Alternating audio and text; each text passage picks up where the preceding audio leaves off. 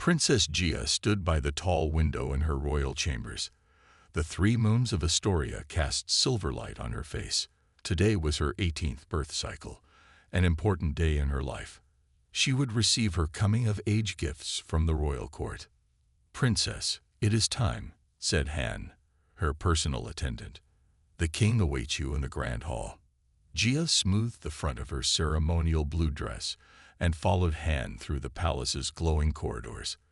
The walls shimmered with living crystal that changed colors with the moods of those who passed by. Today, they glowed bright with excitement. The grand hall was filled with members of the royal court. Tall, blue-skinned nobles with their characteristic ridge-marked foreheads stood in neat rows. They all bowed as Gia entered. King Ta sat on his floating throne at the far end of the hall. His ceremonial armor gleamed under the light of 1,000 floating orbs. "My daughter," the king's voice boomed across the hall. "Today you take your first step into adulthood. As is tradition, the court has prepared gifts to mark this special day." Gia bowed to her father and took her place on the smaller throne beside him. The gift-giving began. She received a star chart of newly conquered systems, a personal shuttlecraft with the latest propulsion system, and a rare singing crystal from the mines of Donara. Each gift was more impressive than the last. Then Admiral Sun stepped forward. He was young for an admiral, only 30 cycles old, and rumored to be Jia's future husband. "Princess Jia," he said with a deep bow, "I bring you the rarest gift in the stellar dominion, a specimen from the newly discovered planet Earth." 2 guards pulled forward a transparent container. Inside stood a creature Jia had never seen before. It looked somewhat like her own people, but with pale pink-brown skin and no forehead ridges. It stood on 2 legs and had 2 arms. Its eyes were dark, and it had black hair on top of its head. The crowd murmured with interest. Earth creatures were new and exotic. Only the very rich could afford them as pets. "This is a human," Admiral Sun explained proudly. "Males of this species are particularly hard to capture. They make excellent pets with proper training." Gia tried to hide her disappointment. A pet was hardly the impressive gift she had hoped for from her potential future husband. "Thank you, Admiral," she said politely. The human was transferred to a holding area beside her throne. Gia glanced at it with mild curiosity. It wore simple white clothes and strange foot coverings. Its container had air holes and a small bench. As the ceremony continued, Gia found her attention drawn back to the human. It was watching the proceedings with what seemed like understanding. That couldn't be right. Earth creatures were known to be primitive, barely more intelligent than the hunting hounds of Astoria. When the ceremony ended, Gia returned to her chambers with her new pet's container following on a floating platform. "What shall we do with it, Princess?" Han asked, looking at the human with uncertainty. "Put it in the side chamber," Gia said. "We'll deal with it tomorrow." Later that night, unable to sleep, Gia entered the side chamber. The human sat quietly in its container. "Can you understand me?" Gia asked, not expecting an answer. The human looked up, its dark eyes meeting hers. "Yes, Princess Gia," it replied in perfect Dominion language. "My name is Da." Gia stepped back in shock. It could speak, and it knew her name. "How is this possible?" she whispered. "There is much your people don't know about humans," Da said calmly. "Perhaps we could help each other, if you're willing to listen." Gia looked at the door to make sure no one was coming. Then she moved closer to the container. "Tell me more," she said. For 3 days, Princess Gia kept Da's ability to speak a secret. She moved his container to her private study, where no servants were allowed to enter without permission. "How did you learn our language?" Gia asked on the 4th day. She sat on a cushioned chair while Da remained in his container. "We humans are quick learners," Da said. "I listened to your people on the ship that brought me here. 6 weeks was enough time to understand the basics."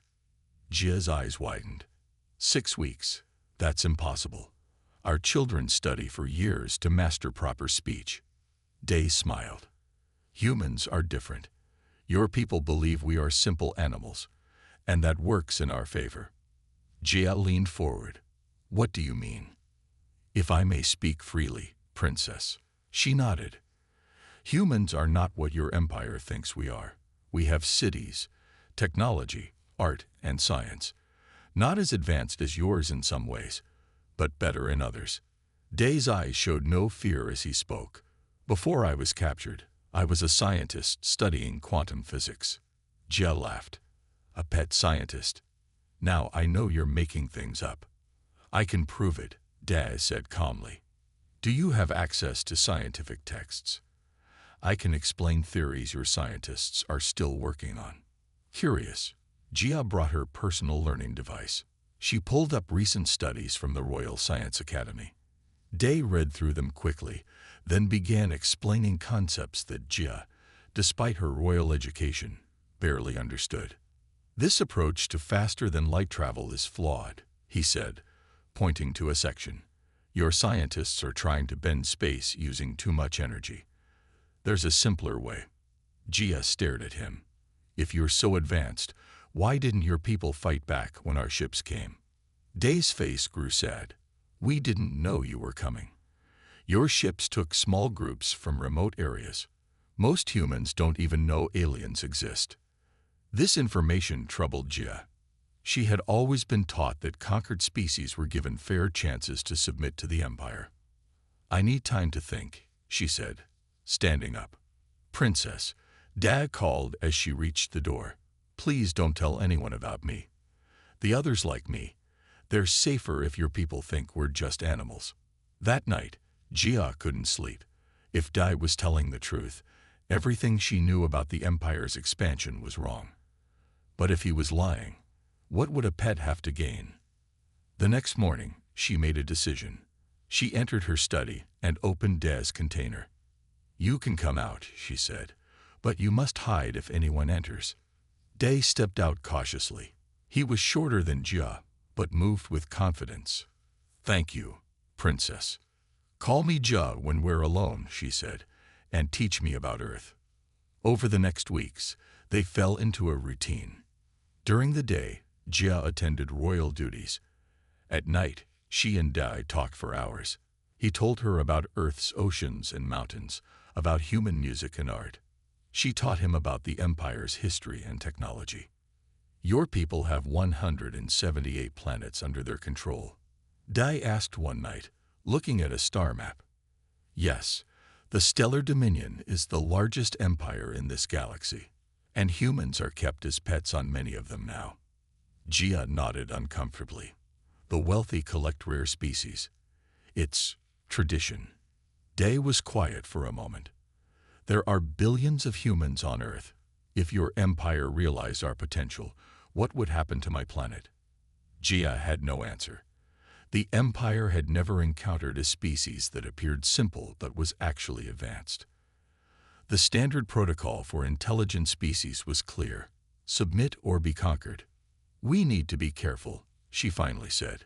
No one can know what you really are. I trust you, Jia, Dai said. And for the first time in her life, Jia realized she was keeping secrets from her father, her people, and her empire, all to protect a human who was supposed to be nothing more than a pet. 2 months passed. Princess Jia and Dai spent most evenings together in her private study. She began to see him not as a pet or even just a friend, but as her closest advisor. One morning, the palace was buzzing with excitement. Jia's attendant Han rushed into her chambers. Princess, have you heard? The Royal Science Academy has announced a competition. Jia looked up from her morning meal. What kind of competition? Han handed her a glowing blue tablet. It's about the propulsion problem. King Tai is offering a special reward to anyone who can solve it.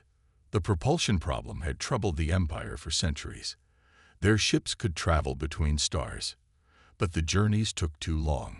The Empire needed faster ships to expand further into the galaxy. Later that day, Jia showed the announcement to Da. This is perfect, she said. You know about quantum physics. You said our approach to space travel was flawed. Day read the tablet carefully. I might have ideas, but how could I help? I'm supposed to be your pet. Gia paced the room, thinking. Then she stopped, her eyes bright with an idea. What if we enter together? I could say I've been training you to help with simple tasks. No one would suspect you're doing the real work. Day frowned. It's risky. What if they realize I'm too smart for a pet? We'll be careful, Gia promised. And think about it. If we win, my father might change how he sees humans.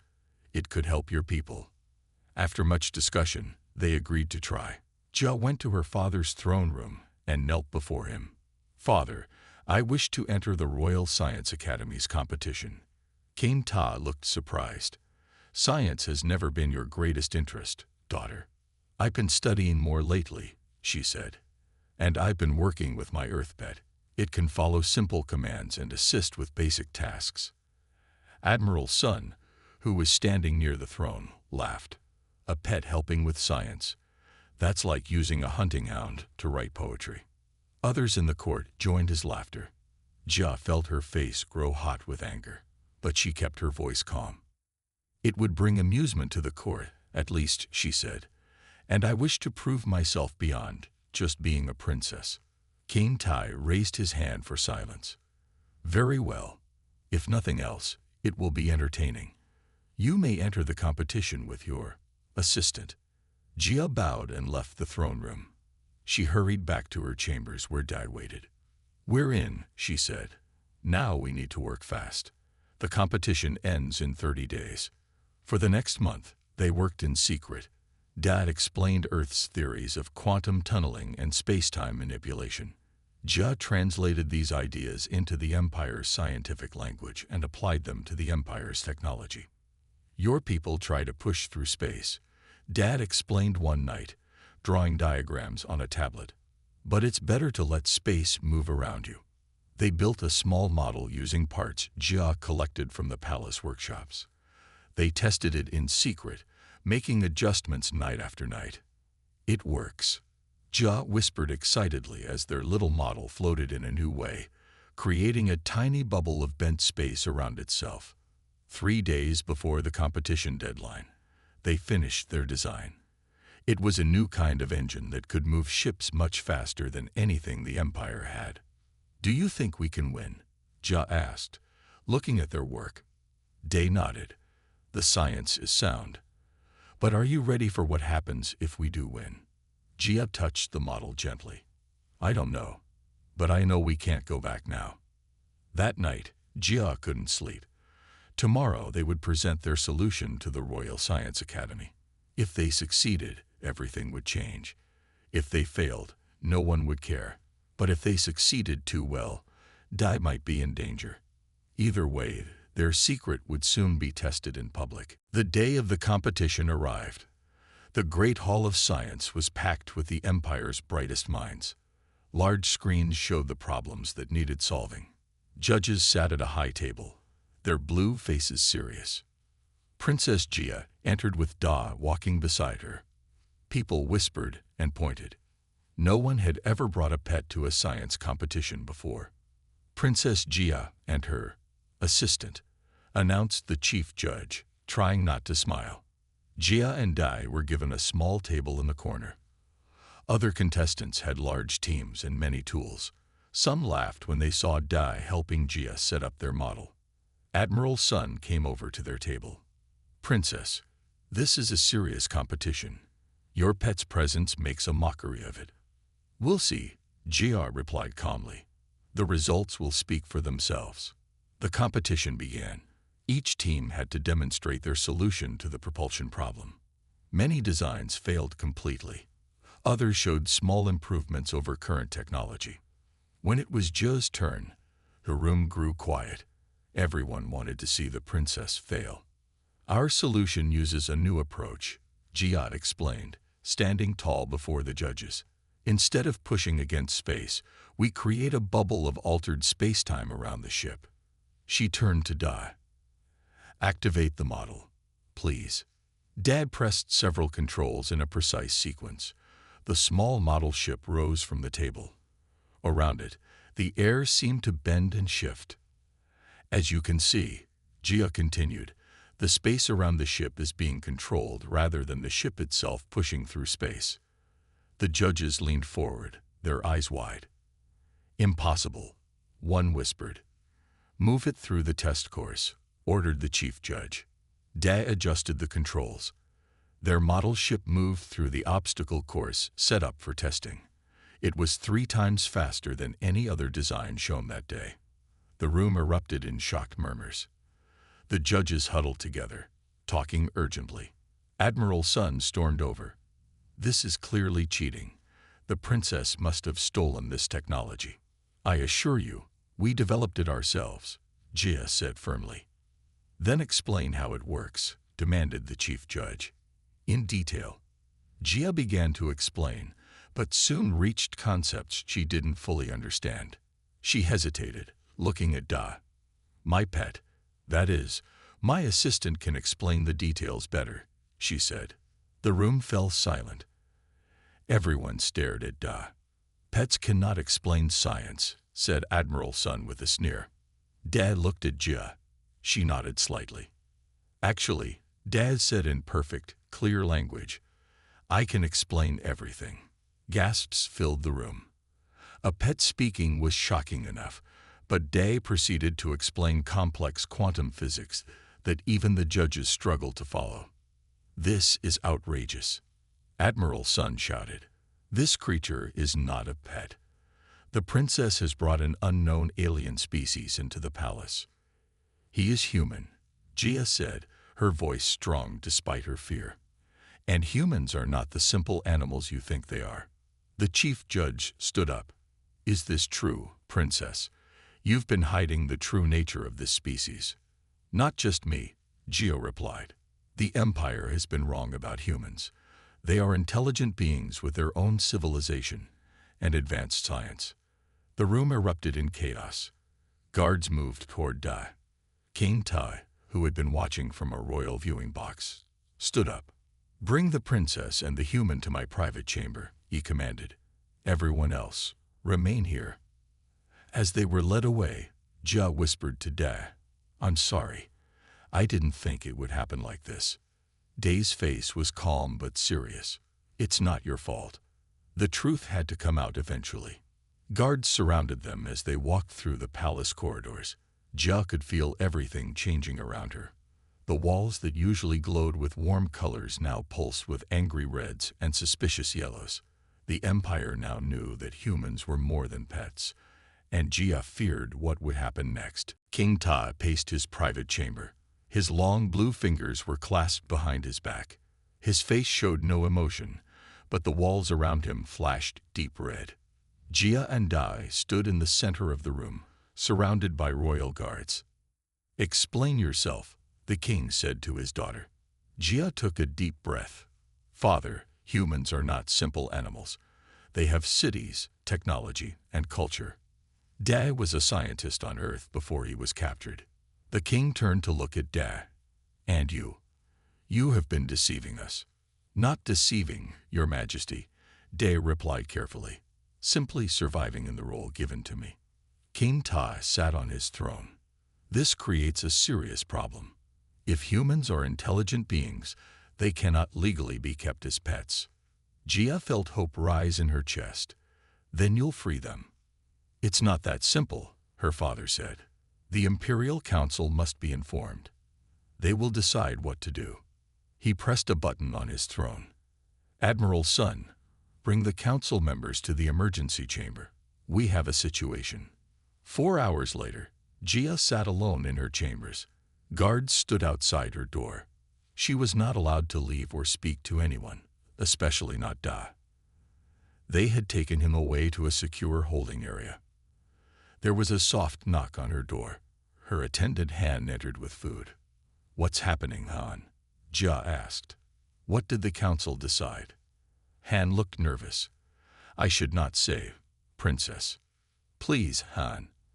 I need to know.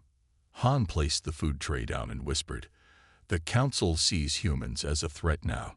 They fear a species that could hide its intelligence. Jia's heart beat faster. What will they do to Da?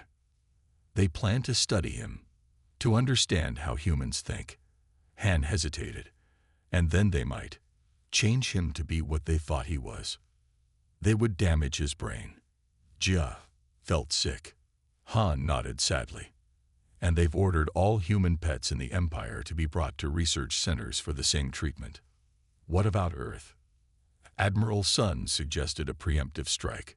He says if humans on Earth are as smart as Da, they could become dangerous to the Empire someday. Jia couldn't believe what she was hearing. Her father would never agree to such a thing. The king, she asked. What did he say? He asked for time to consider.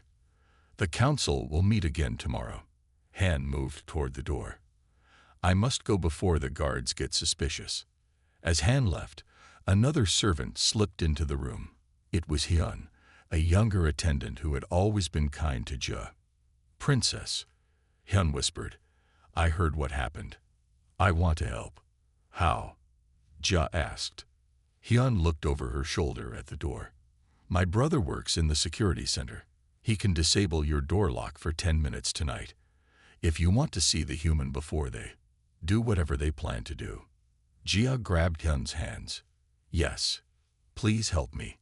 That night, Jia waited by her door. At exactly midnight, the light on her door lock changed from red to green. She slipped out. The palace was quiet. Most guards were at the council meeting, where they were still arguing about what to do with humans. Hyun was waiting in the corridor. This way, she whispered. They're keeping him in the science wing. They moved through dim hallways, hiding whenever they heard footsteps. Finally, they'd reached the science wing. He's in there, Hyun said, pointing to a laboratory door. My brother disabled the alarm, but I can't unlock it. You'll need your royal code. Jia typed her code into the panel. The door slid open. Dae was inside, strapped to a table. Various machines were connected to his head. He seemed to be asleep. Da, Jia whispered, rushing to his side. His eyes fluttered open. Jia, how did you get here? She began undoing his restraints. Hyun helped me. We need to get you out of here. Why? What's happening? The council wants to study you and then. She couldn't finish the sentence. Dae understood. He sat up as Jia removed the last restraint. And Earth. They're talking about attacking your planet. We need to warn your people. Dae stood up, a little unsteady. How? We're trapped in the palace. Jia's face became determined, not for long. I have an idea, but we'll need to be very brave. Outside, they could hear guards approaching. We don't have much time, Jia said. Do you trust me? Dae nodded. With my life. Good, she replied. Because that's exactly what's at stake. We need to get to the royal hangar, Jia whispered as they hid in a storage room. The palace alarms were blaring now. Guards ran through the corridors searching for them. The hangar will be heavily guarded, Dae said. Jia nodded. Yes, but I know another way in. When I was a child, I found secret passages built into the palace. The old king, my grandfather, had them made so he could move around without being seen. Hyun, who had decided to help them escape, looked worried. Princess, if you leave, you can never come back. They will see you as a traitor. Jia's face was sad but determined. I know, but I can't let them hurt Da or attack Earth. Millions of innocent people would die. Hyun handed Jia a small bag. I brought you some food and water. And this. She pulled out a small silver device. It's a royal access code chip. It will open any door in the palace. Thank you, Hyun, Jia said, hugging her friend. You should go back now. If they find you helping us, you'll be punished. Hyun bowed. Be safe, princess. Then she slipped out of the storage room. Jia turned to Da. Are you ready? He nodded. Lead the way. They moved quietly through the palace, using the hidden passages that Jia remembered from her childhood. Twice they froze as guards passed by on the other side of the walls. Finally, they reached a small door that led into the back of the royal hangar. Jia used the access chip to open it. Inside the hangar were many ships, from small personal shuttles to large royal vessels. "We need that one," Gia said, pointing to a small, sleek ship near the side door. "It's fast and has enough fuel to reach the nearest jump point." They crept between the larger ships, staying in the shadows. Just as they reached the small ship, a voice called out, "Stop right there."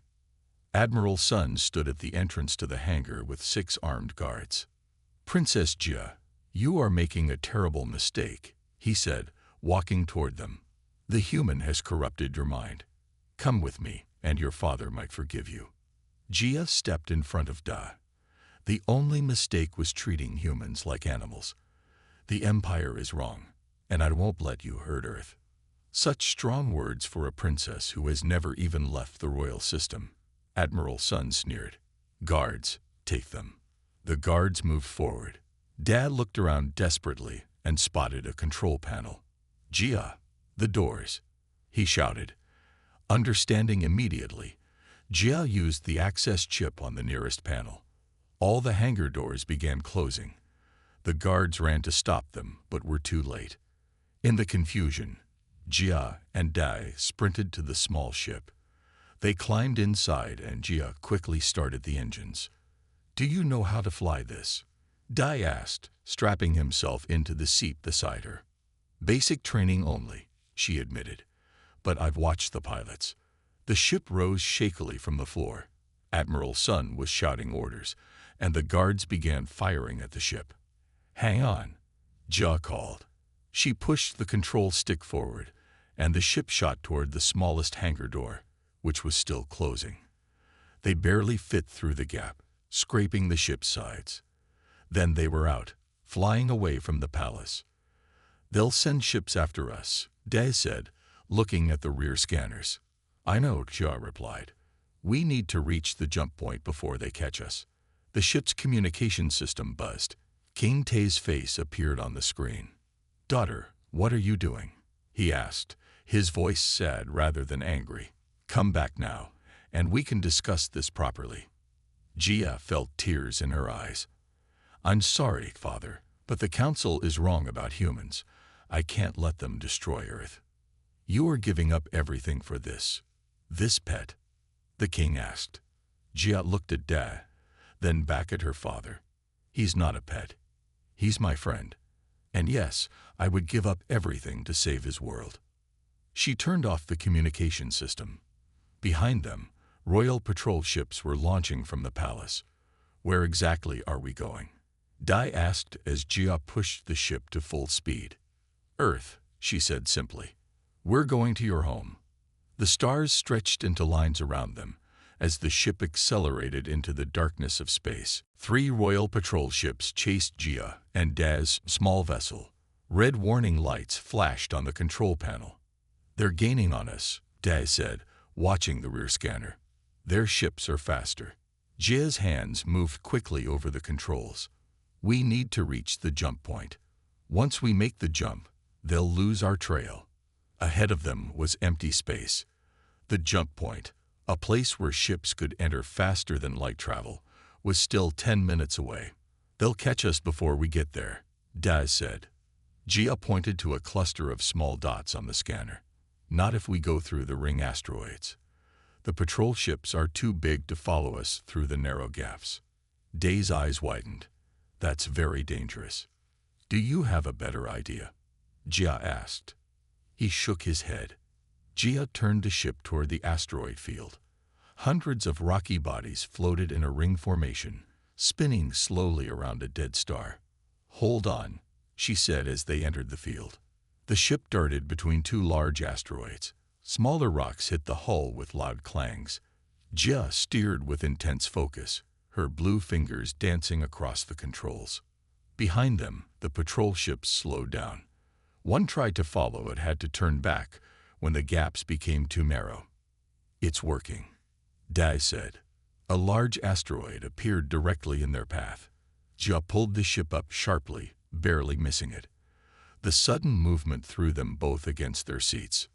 "Sorry," Jia said. "I'm not the best pilot." "You're doing amazing," Dai replied. For 20 tense minutes, they weaved through the asteroid field. Finally, they emerged on the other side. The patrol ships were nowhere to be seen. "We did it," Gia said, her voice tired but happy. The jump point was now just minutes away.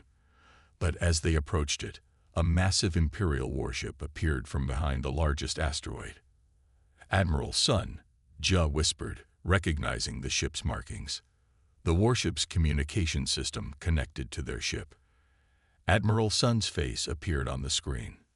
"Princess Gia, this game is over," he said.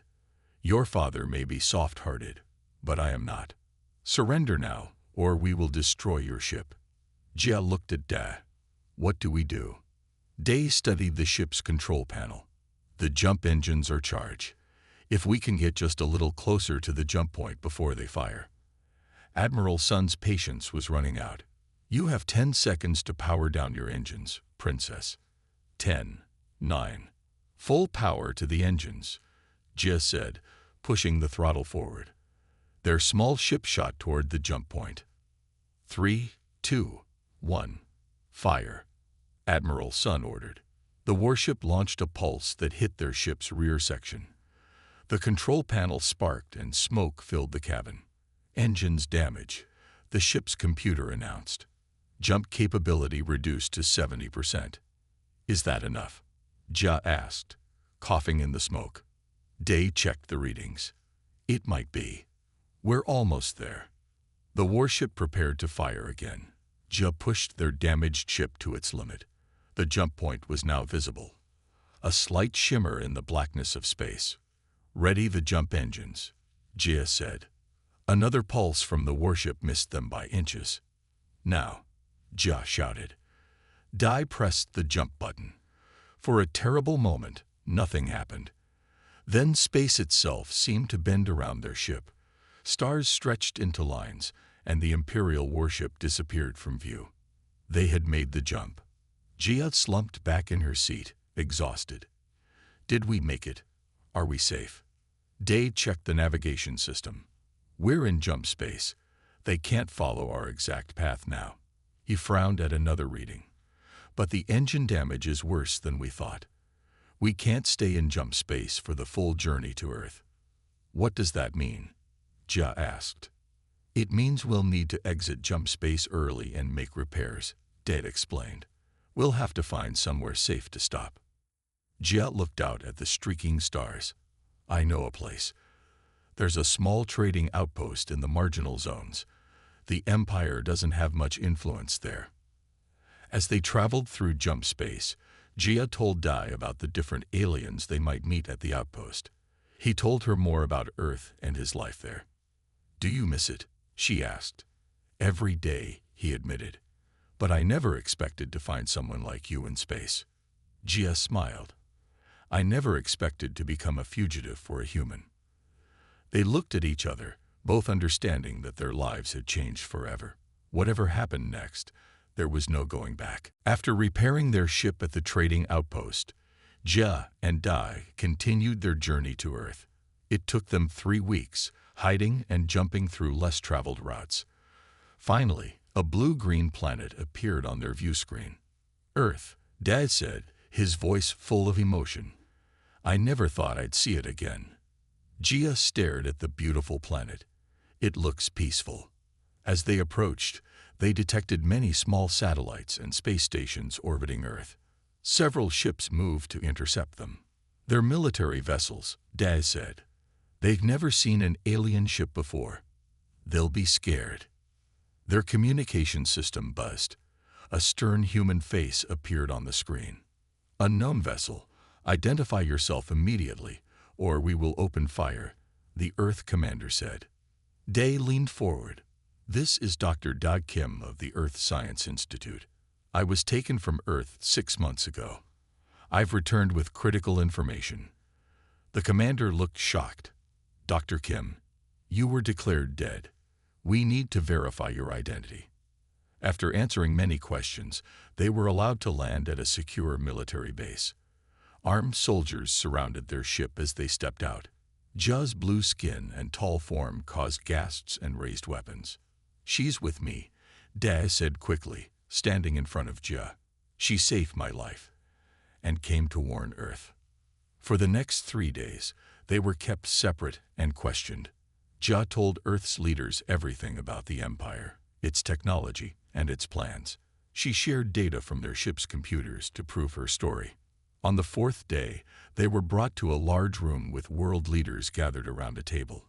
Dad was there too, looking tired but smiling when he saw Jia. "Princess Jia," said a woman who seemed to be in charge. "After reviewing your information, we believe your warning is genuine. The question is, what can we do? Your Empire's technology is far beyond ours." "Not as far as you think," Jia replied. "The propulsion system Da and I designed can be built with Earth materials, and I brought technical data for weapons and shields." "Why would you betray your own people to help us?" asked another leader suspiciously. Jia looked at Da. "Because what my people are doing is wrong. Humans deserve to be free, not kept as pets or destroyed because they're seen as a threat." Da stood up. "I can confirm everything Jia has said. We need to prepare. The Empire will come. Maybe not today or tomorrow, but they will come." The Earth leaders agreed to work with them. Scientists and engineers from around the world were gathered to study the technology Jia brought. Dad led the team building the new propulsion system. Within months, Earth had built its first ships with Empire-level technology. Meanwhile, Jia learned about Earth's cultures and people. She was fascinated by the diversity of humans and their resilience. She appeared on television to help humans understand what they faced. 1 year after their arrival, the warning came. Empire ships had entered the solar system. A massive fleet led by Admiral Sun approached Earth. "Humans of Earth," Admiral Sun's message boomed across all communication channels. "Your planet belongs to the Stellar Dominion now. Surrender or be destroyed." But Earth was ready. Ships equipped with the technology Jia had shared rose to meet the Empire fleet. When Admiral Sun ordered the attack, he expected an easy victory. Instead, his ships met strong resistance.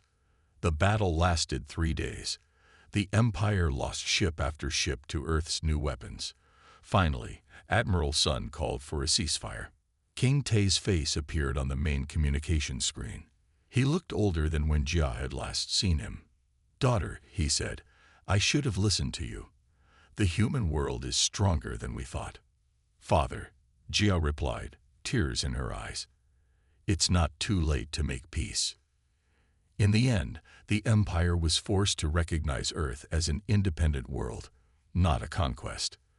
The first treaty between humans and the Stellar Dominion was signed. Jia, now considered both a traitor to her people and a hero to humans, stood with Dai as the treaty was signed. "What will you do now?" Dai asked her. Jia looked at the blue sky of her new home. "Stay here with you. My place is no longer in the Empire." "A princess and her pet," Dad said with a smile. "No," Jia corrected him, taking his hand. "Just 2 people who changed the galaxy together."